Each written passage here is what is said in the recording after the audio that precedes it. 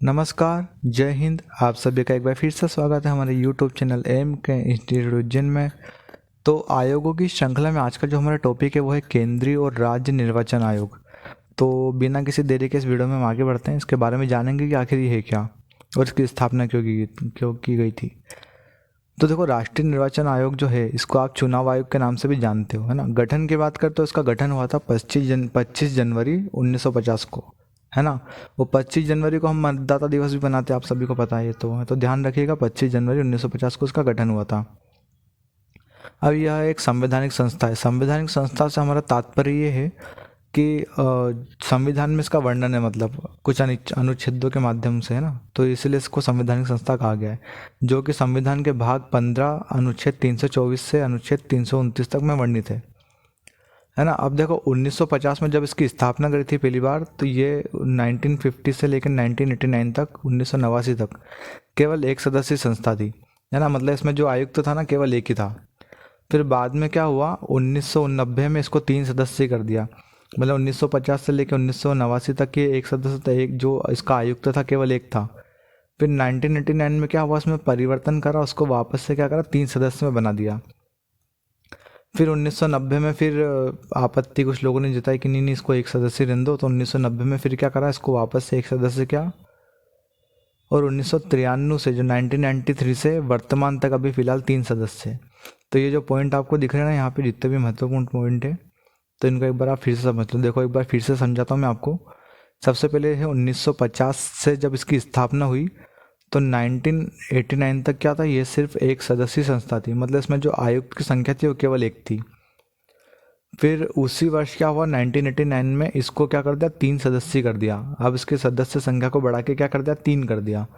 फिर 1990 में इनको फिर से लगा कि नहीं नहीं, अभी 3 की जरूरत नहीं, अब ये काम करते, एक से काम चलाते हैं। तो 1990 में इसको फिर से क्या करा इन्होंने, एक सदस्य का कर दिया।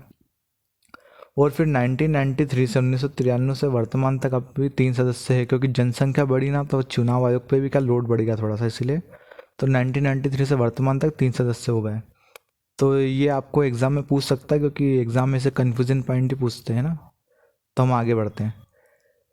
अब इसका संयोजन की बात करें तो इसमें केवल 3 सदस्य आयुक्त हैं, है ना। एक जो है मुख्य आयुक्त है और 2 जो होते हैं अन्य आयुक्त होते हैं। तो जो मुख्य हमारा आयुक्त है वो है श्री राजीव कुमार, और इनका स्थान कौन सा, तो 25वें आयुक्त है ना, श्री राजीव कुमार। अभी वर्तमान की बात हो रही है यहाँ पे। फिर 2 अन्य आयुक्तों की बात करूँ तो एक है अरुण गोयल और दूसरा है अनूप चंद्र पांडे। तो ये भी आपको ध्यान रखना है ना। मुख्य चुनाव आयुक्त कौन है, राजीव कुमार, कौन से नंबर के हैं, 25वें नंबर के। और अन्य आयुक्तों की बात करूँ तो अरुण गोयल और अनूप चंद्र पांडे। फिर इनके नियुक्ति की बात करें तो देखो, संवैधानिक पद इतना बड़ा, तो ऑब्वियसली बात है कि नियुक्ति जो है राष्ट्रपति ही करेगा। और त्यागपत्र, जब नियुक्ति राष्ट्रपति का कर रहे हैं तो त्यागपत्र भी कौन लेगा, राष्ट्रपति ही लेगा। फिर कार्यकाल की बात करें तो जो देखो, मुख्य चुनाव आयुक्त है ना, उसका कार्यकाल है 6 वर्ष या 65 वर्ष, या तो 6 साल या 65 वर्ष। अब मैंने आपको पिछले वीडियो में समझा रखा कि ये 6 65 का क्या कॉन्सेप्ट है। मतलब अपन ने मानव अधिकार में पढ़ा था 3 साल और 70 साल जो है ना। तो अगर आप उसका कॉन्सेप्ट फिर से समझना चाहते हो, एक बार आप उस वीडियो को देख लेना। और अन्य जो है अन्य आयुक्त, जैसे अरुण गोयल और अनुप चंद्र पांडे 2 है, तो उनका अन्य आयुक्त का कार्यकाल जो है 6 वर्ष और 62 वर्ष उनकी अधिकतम आयु। मतलब ये है कि अधिकतम आयु 62 तक वो कार्यकाल अपना जारी रख सकते हैं। और जो मुख्य है उसका तो 65 है। फिर राष्ट्रपति जो है निर्वाचन आयोग की सलाह पर प्रादेशिक आयुक्तों की नियुक्ति भी कर सकते हैं। जब मुख्य आयुक्तों की नियुक्ति राष्ट्रपति करता है, तो प्रादेशिक आयुक्त की नियुक्ति भी कौन करेगा, राष्ट्रपति ही। अब तीनों आयुक्तों के वे जो वेतन भत्ते हैं, इनकी जो सैलरी रहेगी और इनके जितने भी प्रकार के अलाउंस मिलते हैं, सबके क्या समान होते हैं। इनका पद की बात करें तो सुप्रीम कोर्ट के जो न्यायाधीश रहते हैं उनके समान रहता है। अब देखो, इनका पद सुप्रीम कोर्ट के न्यायाधीश के समान है, तो इनको हटाने की प्रक्रिया कैसी रहेगी, जैसे सुप्रीम कोर्ट के न्यायाधीश को हटाया जाता है वैसी की वैसी रहेगी, है ना। मुख्य आयुक्तों को यहाँ पे ध्यान से, विशेष रूप से ध्यान देना आप कि यहाँ पे मैंने लिखा है मुख्य आयुक्तों को हटाने की प्रक्रिया। जो उसका मेन आयुक्त है ना, मुख्य आयुक्त, उसको हटाने की प्रक्रिया क्या है। तो देखो, साबित कदाचार और असमर्थता के आधार पर। साबित कदाचार मतलब है कि उनके ऊपर कुछ आरोप लगाए, और असमर्थता मतलब ये होता है कि वो अपना कार्य करने में सफल नहीं हो पा रहे हैं। तो इस आधार पे क्या होता है, उनको हटाते थे। अब हटाने की प्रोसेस क्या है कि प्रस्ताव जो रहेगा किसी भी सदन में, लोकसभा में 100 लोग प्रस्तुत करेंगे, और अगर राज्यसभा में आया है तो उसको 50 लोग क्या करेंगे, प्रस्तुत करेंगे। फिर प्रस्ताव जिसे स्वीकार होता है, तो स्वीकार होने के बाद में क्या होता है, 3 सदस्यीय समिति का गठन होता है और तीनों सदस्यीय समिति है ना आरोपों की जांच करती है, जो निर्वाचन आयुक्त के ऊपर आरोप लगते हैं उसकी, है ना। अब क्या होता है कि जैसे आरोप साबित हो गया, कि पता चल गया कि हाँ इसने ये आरोप करा है, तो दोषी पाए जाने पर क्या होता है, 2/3 बहुमत से पारित किया जाता है दोनों सदनों में। लोकसभा में अलग पारित करेंगे और राज्यसभा में अलग पारित करेंगे। फिर राष्ट्रपति ने जैसे हस्ताक्षर करा तो उसके बाद से मुख्य आयुक्त जो रहेंगे पद से हट जाएंगे। तो ये इसकी प्रोसेस है। ये जो पूरी प्रक्रिया जो रहती है ना, ये सुप्रीम कोर्ट के मुख्य न्यायाधीश को हटाने के लिए भी ये प्रक्रिया जारी करती है, लेकिन अभी तक किसी को ऐसे हटाया नहीं है ना। अब ये जो बचे अन्य आयुक्त, जो 2 एक्स्ट्रा आयुक्त रहते हैं, तो उनको हटाने के लिए क्या है, राष्ट्रपति मुख्य आयुक्त के परामर्श या सिफारिश पर, ये जो राष्ट्रपति है मुख्य आयुक्त के परामर्श या सिफारिश पर इनको हटा देते हैं। जो दूसरे अन्य, जो 2 अन्य आयुक्त हैं ना, उनको कौन हटाता है, तो राष्ट्रपति हटाता है, पर उनके इसमें पूरी प्रोसेस नहीं चलती, उनको क्या मुख्य आयुक्त के परामर्श के बाद में ऐसे हटा दिया जाता है। फिर प्रमुख अनुच्छेद इस आयोग में कौन कौन से इंपॉर्टेंट है वो भी देख लेते हैं एक बार। देखो, अनुच्छेद 324 जो है वो कहता है कि निर्वाचन के अधीक्षण, निर्देशन और नियंत्रण का निर्वाचन आयोग में निहित होना। मतलब निर्वाचन आयुक्त का मेन काम क्या है, कि इसके अधीक्षण, निर्देशन और नियंत्रण का काम करेगा आयोग, है ना। अनुच्छेद 325 कहता है कि धर्म, लिंग, भाषा, जाति के आधार पर मतदाताओं का अयोग्य न ठहराना। ऐसा नहीं करना है कि ये हिंदू है तो ये वोट नहीं डाल सकता, ये मुस्लिम है तो ये वोट नहीं डाल सकता, ये महिला है तो वोट नहीं डालेगी, ट्रांसजेंडर है तो वोट नहीं डालेगी, ऐसा नहीं करना। धर्म, लिंग, भाषा, जाति के आधार पर किसी भी मतदाता को आप चुनाव आयोग जो है अयोग्य नहीं ठहरा सकता। फिर अनुच्छेद 326 कहता है कि निर्वाचन जो है वयस्क मताधिकार प्रणाली, इसका मतलब ये है कि जो निर्वाचन वोट देने का जो अधिकार है वो 18 साल के ऊपर वालों का है। अनुच्छेद 27 और अनुच्छेद 327 और अनुच्छेद 328 को हम एक साथ याद करेंगे। देखो, विधानमंडल के लिए उपबंध करने की संसद की शक्ति, और अनुच्छेद 328 में है विधानमंडल के लिए उपबंध करने की उस राज्य विधानमंडल की शक्ति, है ना। तो अनुच्छेद 327 में संसद की शक्ति है और अनुच्छेद 328 में राज्य विधानमंडल की शक्ति है। फिर अनुच्छेद 329 कहता है कि निर्वाचन के मामले में जो है न्यायालय का वर्जन, हस्तक्षेप या वो है ना। इसका मतलब ये होता है कि जैसे कि इसमें सुप्रीम कोर्ट दखल अंदाजी नहीं करेगा। यूँ मेन मतलब जो भी निपटारा होगा चुनाव से मामले किसी को अयोग्य ठहराने की क्या करना है, वो चुनाव आयोग के ऊपर निर्भर करता है। अब इसके कार्य और शक्ति के बारे में जानते हैं कि चुनाव आयोग के कार्य क्या क्या है। तो सबसे पहला कार्य इसका यह है कि चुनाव आयोग जो है भारत में लोकसभा, राज्यसभा और राज्य विधानसभाओं के राष्ट्रपति और उपराष्ट्रपति के चुनाव की संपूर्ण प्रक्रिया का अधीक्षण, निर्देशन और नियंत्रण करता है।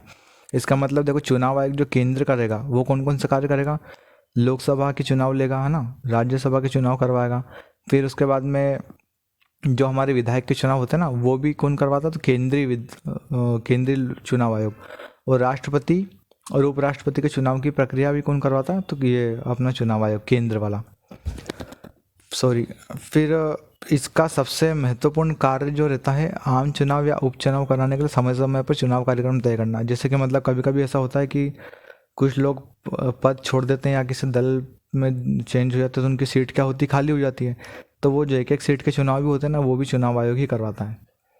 यह निर्वाचन नामावली, वोटिंग लिस्ट तैयार करता है ना, वोटर लिस्ट जिसमें आपका नाम रहता है आपके ज़िले में, है ना, वो वोटिंग लिस्ट भी कौन तैयार करता है, चुनाव आयोग। और साथ में क्या करता है, मतदाता परिचय भी जारी करता है, जो अपना वोटर आईडी कार्ड है ना वो भी ये जारी करता है केंद्रीय निर्वाचन आयोग।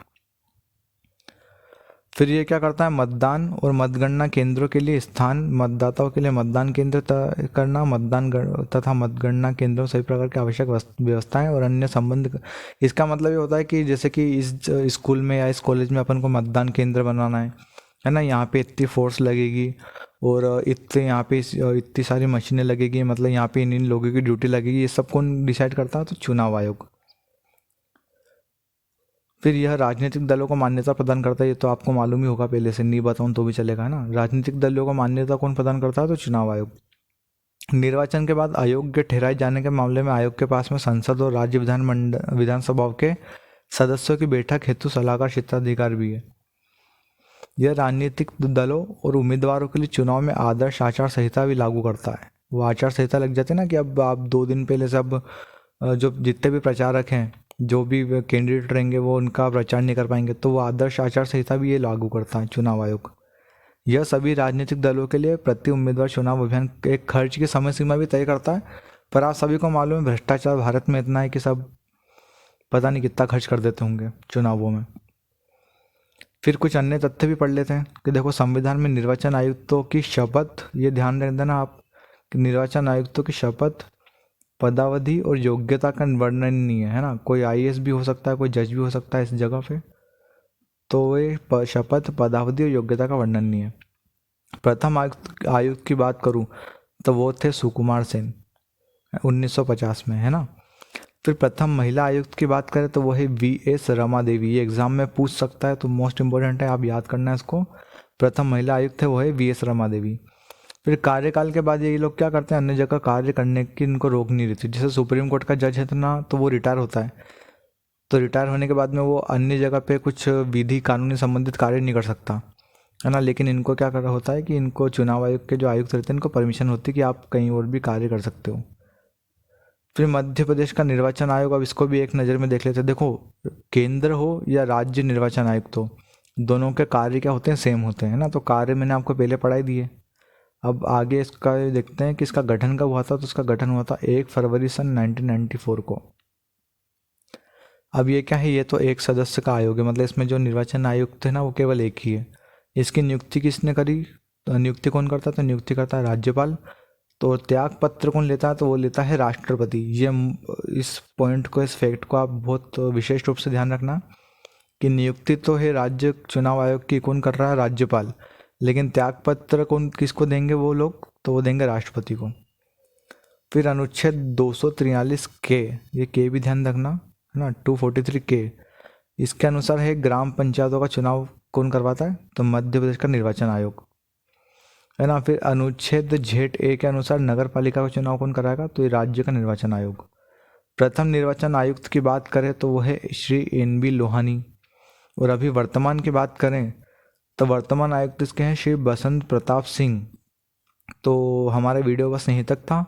अगर आपको वीडियो अच्छा लगा हो तो प्लीज़ को लाइक करिएगा और हमारे चैनल को सब्सक्राइब करिएगा। जय हिंद, जय भारत। मिलते हैं किसी अच्छे टॉपिक के साथ में नेक्स्ट वीडियो में। धन्यवाद।